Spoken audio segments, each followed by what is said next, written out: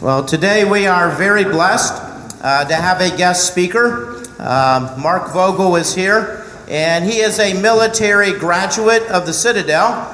His last assignment was Associate Professor of Military Science at Fordham University. Now, Mark is not used to speaking to church audiences, but to classrooms of students. So today, we all get to be students. That way Mark will feel right at home. So we're all here to learn something today. For several years, Mark has researched the topic, how did God use Christianity to create the United States of America? That is a great question, and there are some fascinating answers to that question. So Mark, if you'll come at this time and talk to us.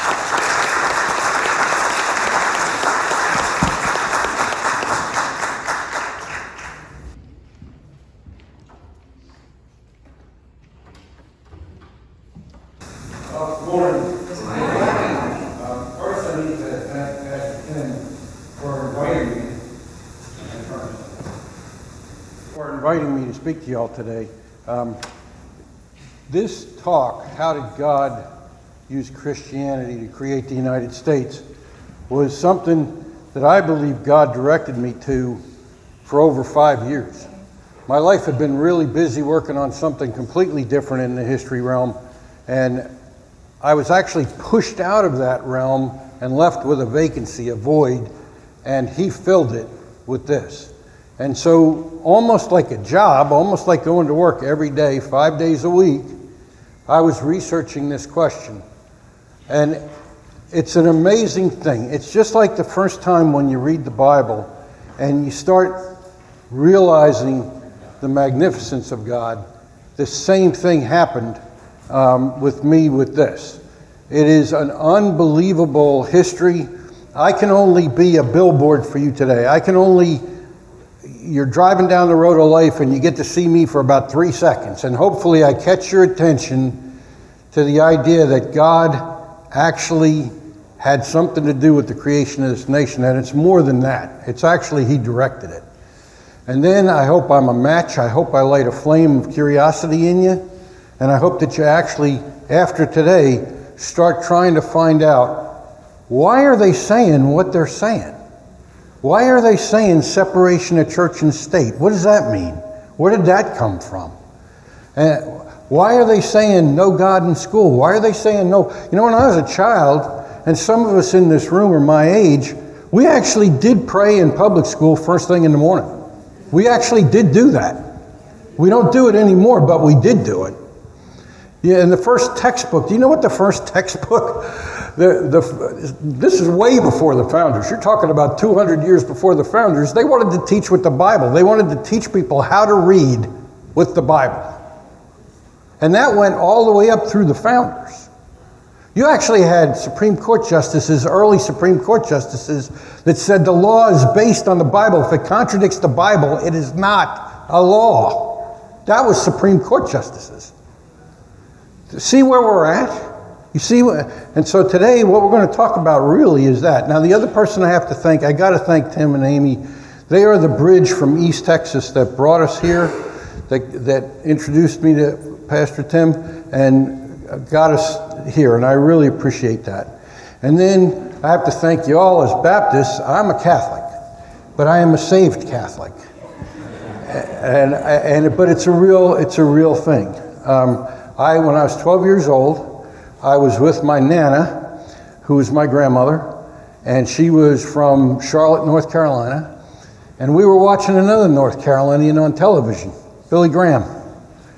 Billy Graham was at a stadium, and he was speaking, and it was me and my grandmother, and when he gave his talk, and then he did his call, and I told my grandmother I would go up.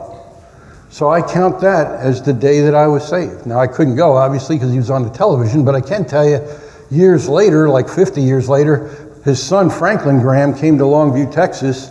My wife and I did go to that revival, and I did go up. I told my wife I didn't get to go when I was a kid, but I'm going now. And so I believe in the term saved. And you know what? For the Baptists who have never been in a Catholic church, that is not a verboten word in the Catholic Church. It is used by priests. We know what the term saved means. The problem for us is we're catching on a little late, but that's all right because you guys got there and we're following up. The other person I have to thank, as I said, was Billy Graham for being saved. Now, my eyes are terrible, so I can't read to you Billy Graham's statement that is up there right now. So I need to ask your forgiveness and ask you to read that statement, and I'll give you a couple seconds.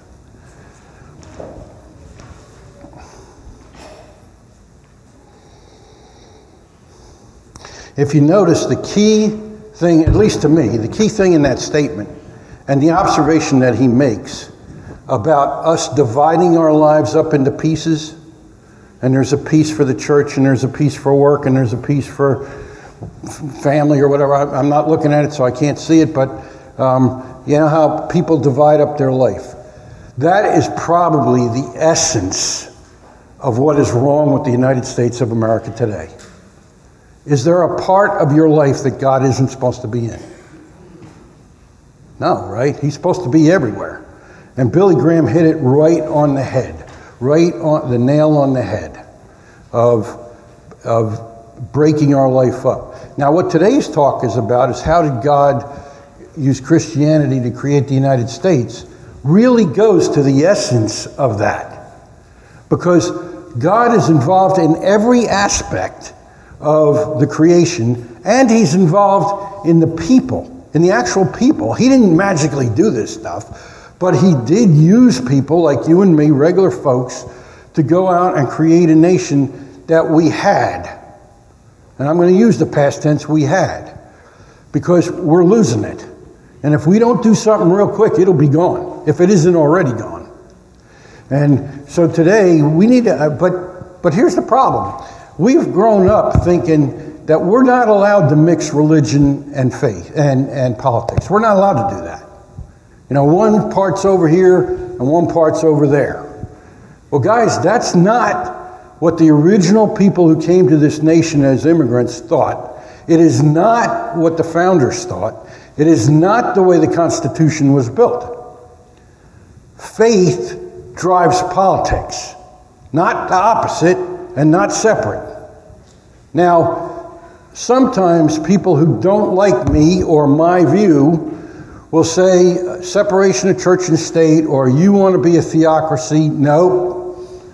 A theocracy is when a church, a specific church, Baptists, Catholics, Episcopalians, a specific church becomes a ruler of the country. That is not what I'm for, and it's not what anybody who speaks as I do is for. What we are for is God's in us. We use God to vote, to think, to buy, every action. That's the God we're thinking about, and that's how God gets involved in politics. If God drove your vote, there are people you just couldn't vote for. Now, at times, the problem is I'm speaking to an audience that probably 80 or 90% already know all this stuff. But it's our job, and hopefully at the end of this you'll believe me, as a citizen of the United States, to be an evangelist within the United States. When we talk about how God used Christianity to create the United States, we have to look at, first of all, what is history and what is providence. You have to understand those to understand the rest of it. So let me take a shot at history. Now, with history, we're given a guide by God, and that's in Psalms chapter 78, verses 1 to 11. And what it says in those 11 verses, I'm not going to read them, but what it says in those 11 verses basically is God's telling us you have to study history, you have to teach your children history, and you have to teach them why they have to learn history. Now, my little daughter Julie put me on the spot when I was like 10 or 11 years, when she was 10 or 11 years old. She said, "Dad, why are we learning history?" And I gave her all the regular talk. We learn history so we don't make the same mistake. We have to learn history so we know where we came from and all of that. Well, that's BS. We learn history because of what it says in Psalms chapter 78, 1 through 11. God says you learn history to see me. You learn history to see the magnificence of God. You learn history to see what God did. That's why you learn history. I didn't know that. But I think this was part of God kicking me in the butt and teaching me as I went along. And so that's one part. Now let's talk about providence a minute. There are many verses, and I'm sure Pastor Tim can throw them out to you for a week, about providence. But the key to providence is that we believe that God has a plan. We are living that plan. And you really, in the end, you're not going to be able to get away from it. You're going to, if I was reading the Baptist, I forget, it was a Baptist training manual, and it was extremely specific. And it was Baptist, and it said everything that happens, God designed, and everything will happen in God's design by God. And so we have to accept that. Now, when you do accept it, then you can see more clearly how he used Christianity to create the United States.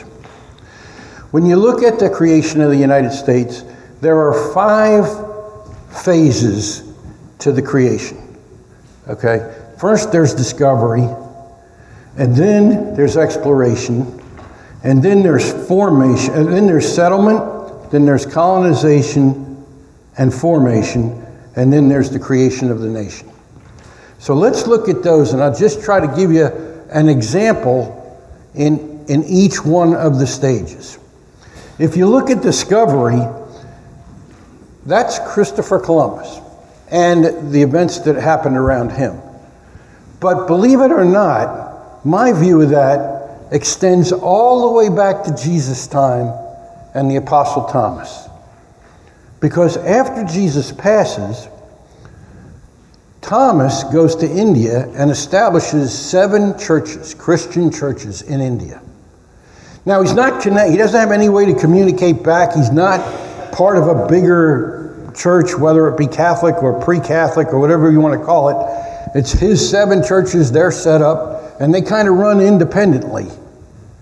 Well, about 1,200 years of that, and the great Khan of India hears about these churches and wants to know more about Christianity. So he turns and he sends messages to the Pope and says, send me priests because we want to learn about Christianity.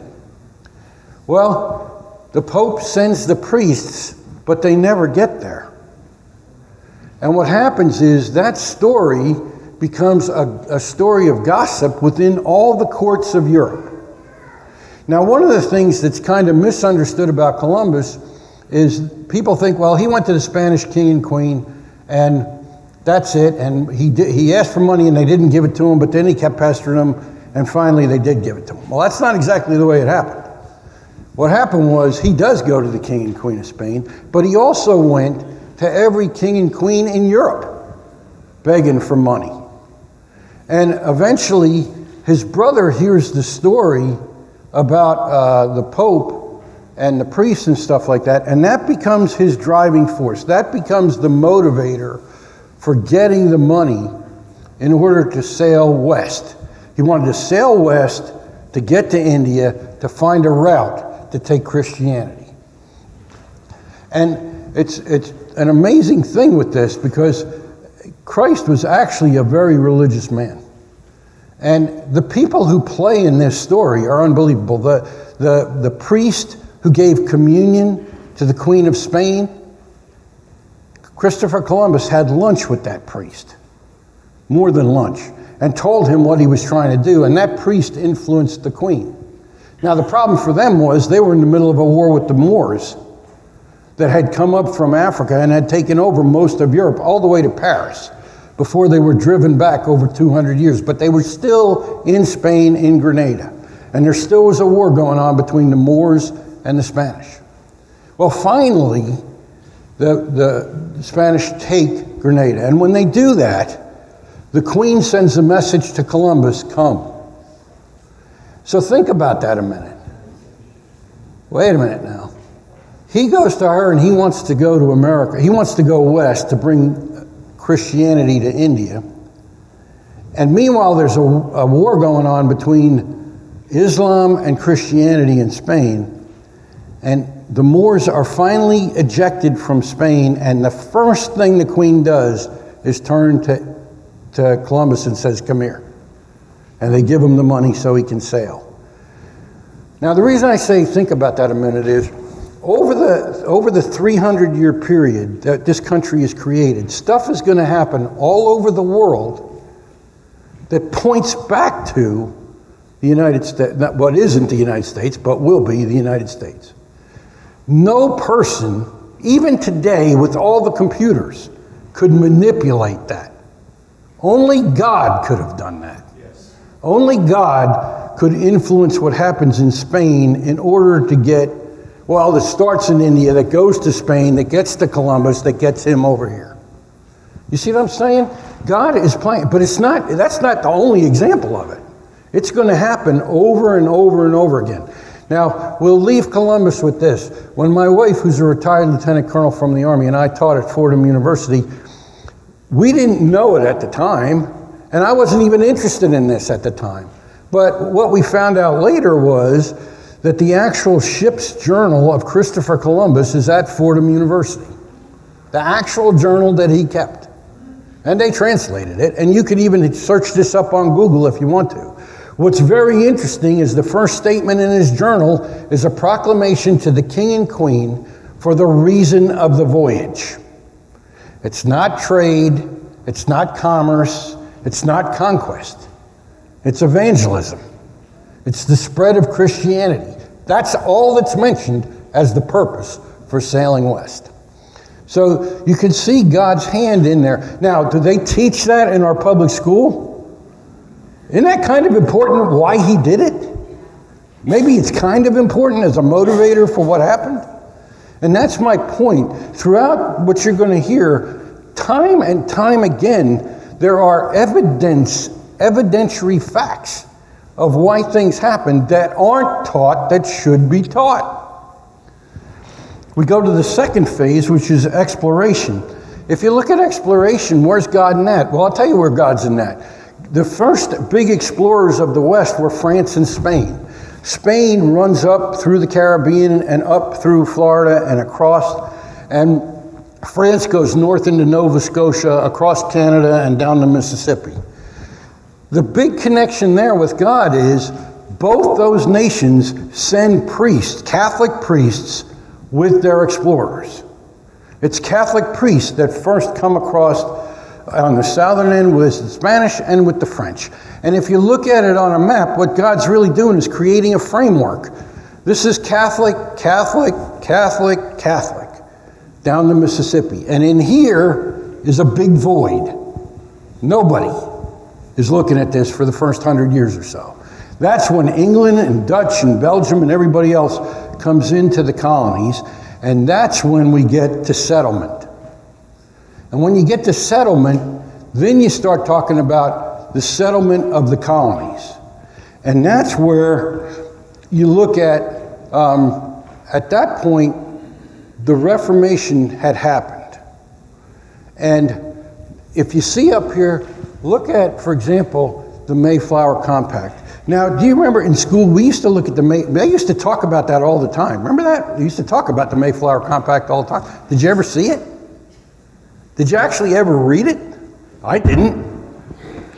But in studying this 300-year period, I studied it. And it reads, in the name of, now let me go two things here. The Mayflower Compact is the very first governing document of the colonies. And it's created, everybody knows about the Pilgrims, but what most people don't know is less than half the people on the ship, this ship, the Mayflower, are Pilgrims. The other half plus are called strangers. They're not in the ship, and they're not coming to America because of their faith. They're coming for other reasons. Well, when the people sit down together, they decide we got to have some rules here. We got to figure out how we're going to govern ourselves, and they write this document. And more than half the signers of this document were strangers, not pilgrims. So it reads, in the name of God, amen, we whose names are underwritten the loyal subjects of our dread sovereign Lord King James, by the grace of God, of Great Britain, France, and Ireland, King, defender of the faith, etc., having undertaken for the glory of God and the advancement of the Christian faith and honor of our king and country, a voyage to plant the first colony in the northern parts of Virginia, do these hereby solemnly and mutually in the presence of God and one another,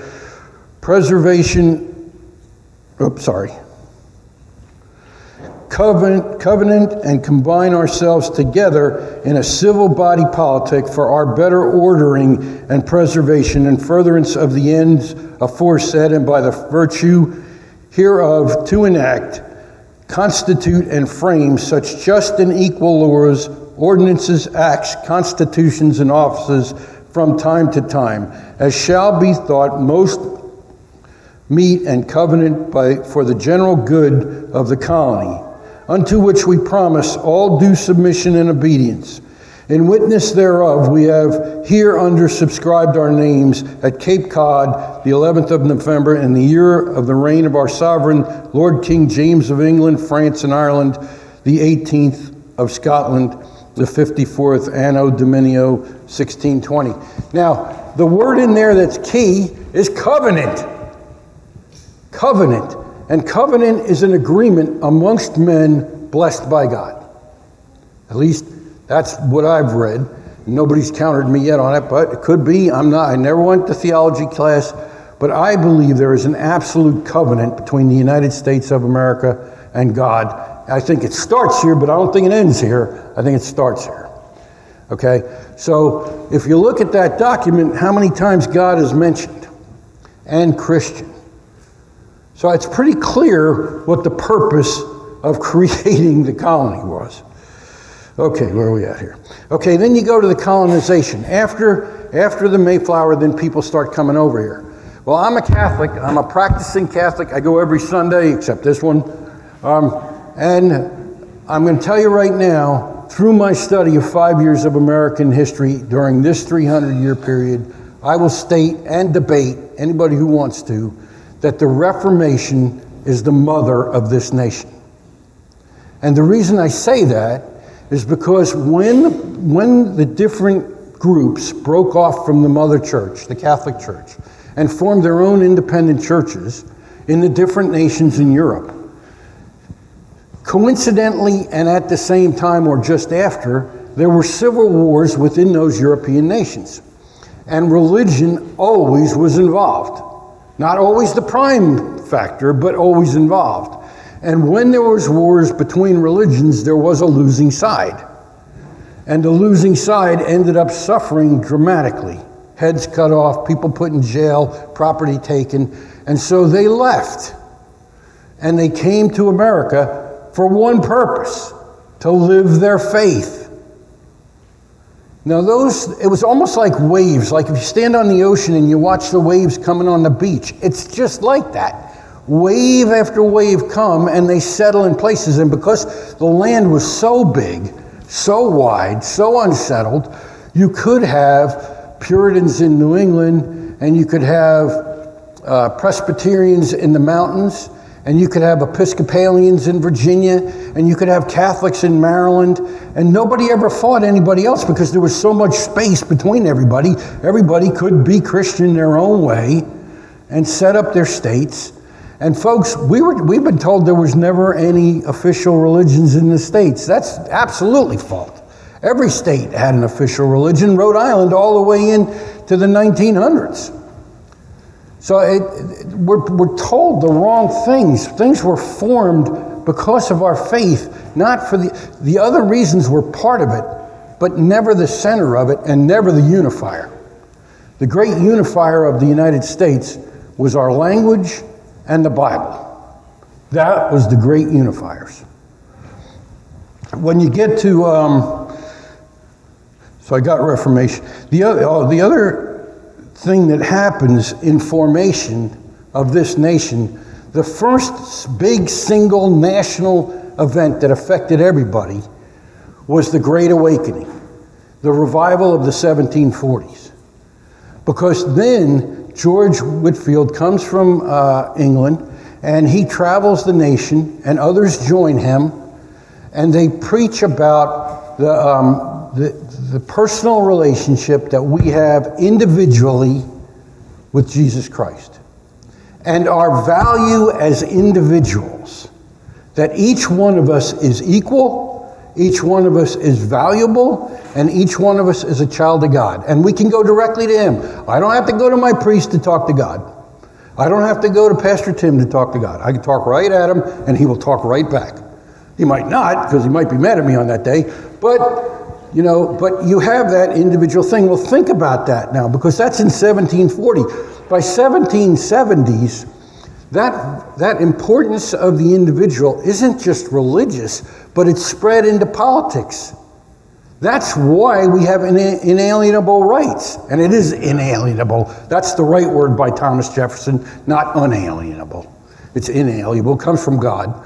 And it's our rights come from God to you, to you, to you, to you, not government. They can't take it away, God gave it to you. And that's what creates the politics of our nation. That's where it all comes from. And there's an institute in Houston, Texas called the American Heritage Education Foundation. And what they're working on is directly relating the Bible to the Constitution. And they have published books that show you verses in the Bible. Then it shows you political thinkers like John Locke. He read the Bible, he read this verse, and he translated it to this politics. And from John Locke, it went to Thomas Jefferson, and there it is in the Constitution. There are people working on this. I mean, all over the country. There's been more than $1 billion spent on bringing Christianity and the reality of Christianity to America. I hope you've been to the Ark, but if you haven't, and you haven't taken your vacation for the summer, go home, pack the bags, and head for the Ark. Because you're going to be amazed at that. When me and my wife walked in that, if you go to a battlefield, or me anyway, if I go to a battlefield like Gettysburg, I feel it. My blood's there, my kin was there, and I feel it. You go to the Ark, you're going to feel it. You're going to see what God did. And you just can't, you walk around like with your jaw down. But it's built to scale from the Bible, exactly as they did it. You got to see it. Because when you're walking through there, it brings God to you. And if you take grandchildren or somebody who ain't sure about what they're doing, I'm telling you, it's going to change their life. It is going to change their life. Because you're going to actually feel it and see it. But there's also, the Creation Museum is also up there. There's also a Museum of the Bible in Washington. That's all about $1 billion worth of investment. And when we were there, what was amazing was, why did they put the Ark in Kentucky, and why did they put it right where it is? Because they drew a circle of 1,000 miles and put it on the United States so they could cover 2,000 miles in every direction, 1,000 miles in every direction, and they got like 80% of the people in the United States can drive to it in 2 days. That's why they put it there. And when we went, it was packed. I mean, and I'm telling you, it is worth seeing. And while you're going, go to Billy Graham's library in Charlotte. Anyway, okay. So you go through colonization, you go through the Reformation, and then you get to the creation of the nation. And you get to the Declaration of Independence, and you get to the Revolution, and then the Constitution and the creation of this actual nation. And again, you're going to see God everywhere. Now, every time I say you're going to see God, you see God in people. And the problem I have sometimes with historians, and I'm a historian with a little h, not a big H, but is they always pick on the big people. They always go to the big people, which is okay, but America wasn't created by the big people, and it won't be sustained by the big people. It's going to be sustained by you and me. It's going to be sustained by what we feel here and what we will do and what we won't do. But one of the things we have to do is we have to get people who are other Christians to understand that politics and religion does go together. It was intended to go together. Our founders, and it almost to the man, said, without faith, this fails. No faith, no democracy. And we're the only nation on the planet that has it, and that's because of how it was formed. The foundation of the nation is the Bible. Now, the people don't like me saying this, and they're going to want to talk about Islam and all this other stuff. Folks, no offense, but the history doesn't tell us that. The history tells us that God created this nation for Christians. At the time that this nation was created, over 90% of the people went to church and were Christians. That's a census thing. It's an amazing number. And we're the ones that let it drop. We let it go away. And my own faith, Catholicism in the Northeast, is a joke. How do you have people who will believe and vote for abortion call themselves a Catholic? I won't do it. I will not do it. Okay? So we have to get back to what's real. We have to get back to the Bible and God, and we have to get back to, well, let me tell you about let me give you the last one on the formation part, which is really an interesting story. When they create the government and when they elect George Washington, and so he goes to New York, and he travels to New York, and on the morning that they were going to swear him in, all the bells of the churches in New York rang in the morning. And then they all had services, and then you had the inauguration. At the inauguration, George Washington is sworn in. He's the one that demands a Bible. He is the one who bends over and kisses the Bible, bowing to God. And then he gives his inauguration address. And then every elected person of the federal government goes to church together, one church. Now, the interesting thing about that is that church sits where the Twin Towers are. It's the only building in the Twin Tower complex that did not get damaged or hurt when all that stuff came down. It survived it. And that's where George Washington and the federal government went. And that's why I said at the beginning when I was talking about the Mayflower Compact and the covenant, I believe the covenant was sealed in that church service at the inauguration. Now, I can't prove it. I'm not going to tell you I can prove that. What I can tell you is 2 days before the inauguration, the Congress of the United States, both houses, passed a resolution saying, we are going to have a service as a nation thanking God for this country.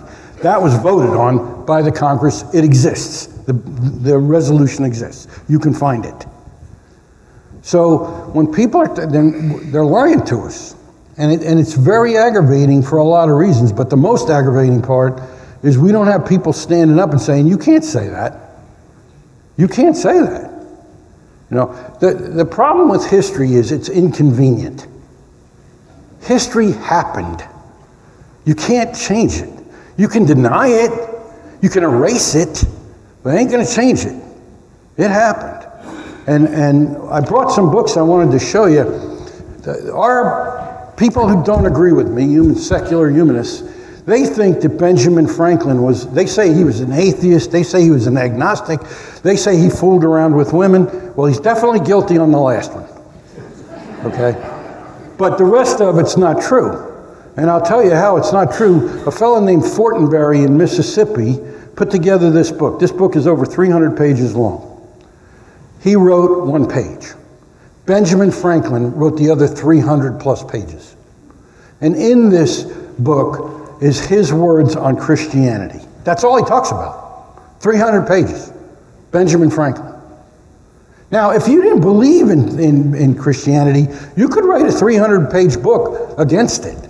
But that is not what this book is. This book is a definition, defines Christianity, and repeatedly talks about how important it is to a democracy and to this Constitution. Remember, when they have the Constitutional Convention and they have the final vote on that, and a woman walks up to Benjamin Franklin and says, what did you give us? And he said, a republic if you can keep it. You are living that now. You are living it right now. Either we keep it or it's gone, but it's going to be us. Us. and the bigger us of Christianity that will either save our nation or not. And that's the big tie between citizenship and patriotism. That is a joint. It's together. When you break it apart, you kill the country. Now, a lot of people aren't going to like it, but I can't help that. The founders themselves, almost to a man, said, without faith, this doesn't work. Period. And it's proven. Look around the world. How many other countries are like us? So it's a question of either we get our heads together and figure this out, or we're losing it. And that's it. I mean, that's all there is to that. Another book here, and y'all are invited to come up and look at these. There is documents out here that Tim Wooster and the church put together that are like, and it has the bibliography of all the stuff I'm telling you.